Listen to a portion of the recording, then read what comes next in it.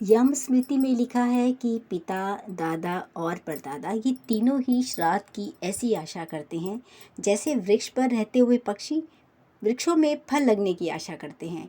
उन्हें आशा रहती है कि शहद, दूध व खीर से हमारी संतान हमारे लिए श्राद्ध करेगी। जी हाँ, निधि की कहानी में निधि आज आपको बता रही है पूर्वजों का श्राद्ध कर्म करना आवश्यक क्यों है। ब्रह्म पुराण के अनुसार अपने मृत पितृगण के उद्देश्य से पितरों के लिए श्रद्धा पूर्वक किए जाने वाले कर्म विशेष को श्राद्ध कहते हैं। श्राद्ध से ही श्रद्धा कायम रहती है। कृतज्ञता की भावना प्रकट करने के लिए किया हुआ श्राद्ध समस्त प्राणियों में शांतिमयी सद्भावना की लहरें पहुंचाता है। ये लहरें, तरंगे न केवल जीवित को बल्कि मृतक को भी तृप्त करती है। श्राद्ध द्वारा मृतात्मा को शांति, सद्गति, मोक्ष मिलने की मान्यता के पीछे यही तथ्य है। इसके अलावा श्राद्धकर्ता को भी विशिष्ट फल की प्राप्ति होती है।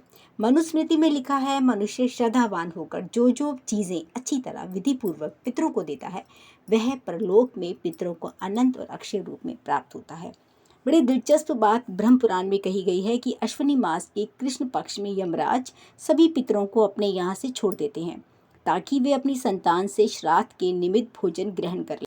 इस महीने में श्राद्ध न करने वाले के अतृप्त पितर उन्हें शाप देकर पितृलोक को चले जाते हैं। इससे आने वाली पीढ़ियों को भारी कष्ट उठाना पड़ता है।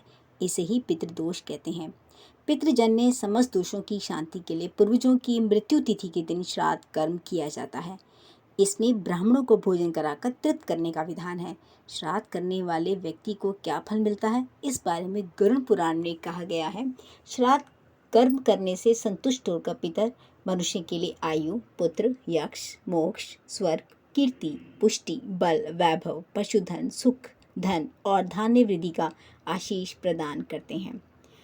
देवताओं के लिए जो हव्य और पितरों के लिए जो कव्य दिया जाता है, ये दोनों देवताओं और पितरों को कैसे मिलता है, इसके संबंध में यमराज ने अपनी स्मृति में कहा है, मंत्रवेता ब्राह्मण श्राद्ध के अन्न के जितने कौर अपने पेट में डालता है उन कौरों को श्राद्धकर्ता का पिता ब्राह्मण के शरीर में स्थित होकर पा लेता है। अथर्ववेद में पितरों तक सामग्री पहुंचाने का एक अलग ही रास्ता बताया गया है। पितरों के लिए श्राद्ध करने वाला व्यक्ति अलग से आहुति देते समय अग्नि से प्रार्थना करता है, हे स्तुत्य अग्निदेव, हमारे पितर जिस योनि में जहाँ रहते हैं तू उनको जानने वाला है। हमारा प्रदान किया हुआ स्वधाकृत हव्य सुगंधित होकर पितरों को प्रदान कर। हवन कुंड में देवताओं के लिए जिस हवन सामग्री से आहुति डाली जाती है उसे हव्य कहते हैं तथा पितरों के लिए जो हवन सामग्री डाली जाती है उसे कव्य कहते हैं। मृतक चाहे आयु में बड़ा हो या छोटा, उसे पितर ही कहते हैं। ब्राह्मण को पृथ्वी का देव भूदेव कहा गया है, अतः ब्राह्मण की जठराग्नि भी यज्ञ अग्नि ही कहलाती है।